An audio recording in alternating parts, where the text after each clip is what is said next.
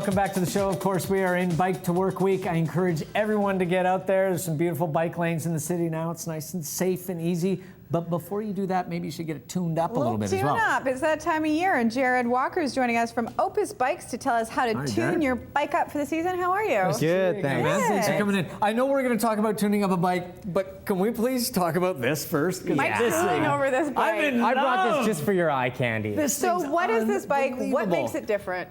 Yeah, I mean, this is our flagship bike, so it's really a performance-driven bike. It's got the lightest materials being used, so it's a full carbon fiber frame, carbon fiber wheels, the best componentry. It looks like it goes really fast. Yeah.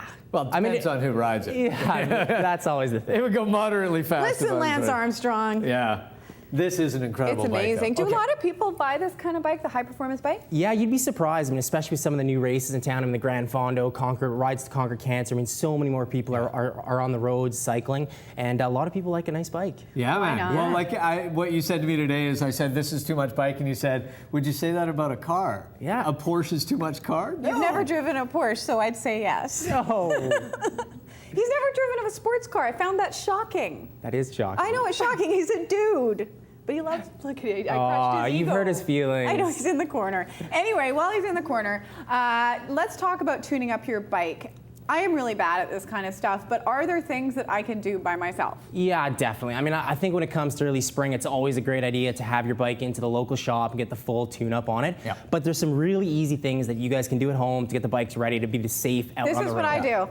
Yeah, the tire pressure test. I mean, that's it's like that's a good keeping the tires on a car, though. Well, it's ready to go away. That'll work. I mean, definitely having a floor pump when you're checking your tire pressure makes a big difference. When it comes to tire pressure, it's going to make a huge difference on not only how your bike rides, but how long your tires last. Avoiding damage to your rims. Actually, on the side of your tires, it'll give you a gauge. It'll give you a range of tire pressure, so it'll tell you right there on the side of your tire. So when you do go to the gas station, if you are putting the pressure in it, you'll actually know how far you're supposed to go with that. Exactly. It'll make those hills seem a lot friendlier if you have the right tire pressure. And what other kind of stuff should you be looking at? Yeah, what I always kind of start with in the spring is just like the basic safety check. So anything over the last season that could have possibly loosened up. I think the first and most obvious thing is checking to make sure your axles are still tight. Most wheels are coming with the axle is what goes right through the wheel.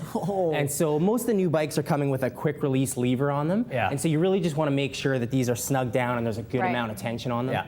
And then to really go through all the kind of bolts on the bike. So you can check your derailleur, you can check your seat post, your seat, make sure your handlebars and headset are all tight. And then on commuter bikes, you also want to really check on your fenders, any kind of racks you have, just to make sure that nothing's loosened over a full riding season. It's very unpleasant if things come loose on a bike when you're going full speed. Things can go awry a little bit.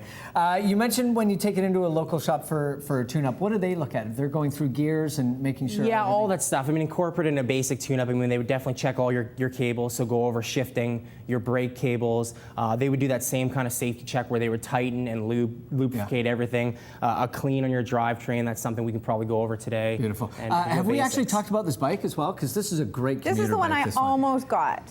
Your friend got this one. You got the girl version of this one? Is that? No, I got a different one. This is actually the guy's version of the one. Yeah, this is part of our Urbanista collection, and it's just meant to be a fun commuter bike. I mean, it's got that cool styling on it, but it pedals really well, and it's just really fun to be on. Yeah. And commuter bikes, what is the difference between commuter bikes and other bikes? Commuter bikes and performance bikes, I mean, they tend to be a more relaxed position on them. You know, when you look at the performance bike behind you, you're getting aerodynamic over here? Exactly. And this when you're grocery shopping. Yeah, totally. That's it. It's nice and comfortable. Handlebars that are closer. You don't have that big reach. It's not hard on your back. A more comfortable saddle. Nice.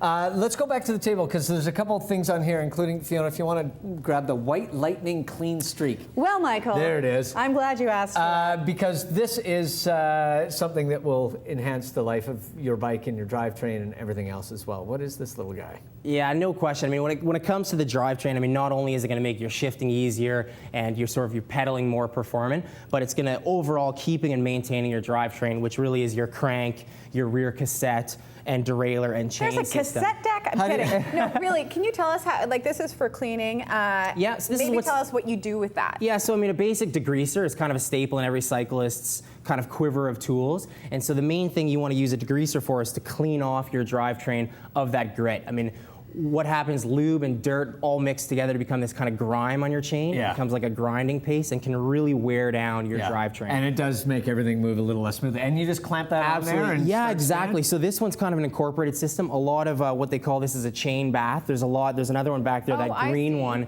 that would be a separate unit that you'd pour solvent in and then backspin your chain through it. So you this one's an squeeze it up. incorporate. It's the kind of lazy man's. This is my favorite one. Same here, man. Yeah, so I it's use the it all the time. all-in-one. You just clamp it down on the chain and then you would literally backspin. So it's just gonna and clean through your those chain. brushes, Yeah. it's going to totally clean your Gotcha. chain. Be a revolution for people. We should talk about lubrication and stuff as well, and you have a few different things back here when it comes to that, because when it's maintenance and you're talking about riding Michael, a bike would you like some lubrication? every day, you need this stuff, right? Absolutely. So I mean, right there in your hand, you've got another type of degreaser, which is good again to clean all the types of stuff that would build up grease. But after you've cleaned them on, you really want to reapply a lubricant. And a great tip is to really make sure you're using a proper bike lubricant. Yeah. Lots of people use like motor oil and other kinds of. WD-40, I hate it. Yeah, when I mean see people doing WD-40 that. is a solvent, so it's Yeah. good as a degreaser. It's definitely not a lubricant. And I'm when- still going to take mine to get tuned up if that's all right. yeah, But this is great. And I what's mean, this just one here? chain oil and you yeah, know, so good- it's a Teflon base, and so it's basically going to put a small coating of Teflon over your chain. It's going to make it glide easier, move quicker, obviously. It all makes it a little more comfortable. What about tools? You have some out here. Are there some basic tools that everybody should have? Absolutely. I mean, I think when it comes to doing, like I said, that safety check, a basic set of Allen keys. Oh, you've got the Allen keys there. So, most bikes are going to use a 4 and 5 millimeter Allen key, so that's going to tighten almost all the bolts on your bike. When it comes to your fenders and other things, it's good to have a couple screwdrivers handy, a Phillips, a flathead. They're going to allow you to do the basic thing, and then with your lube and degreaser and a couple rags, You're off to the races. Yeah, really, exactly. Well, thank you so much, Jared. If you want Thanks, to Jared. find out more about Opus Bikes, you can go to their website. Mike's going to continue to drool over this one.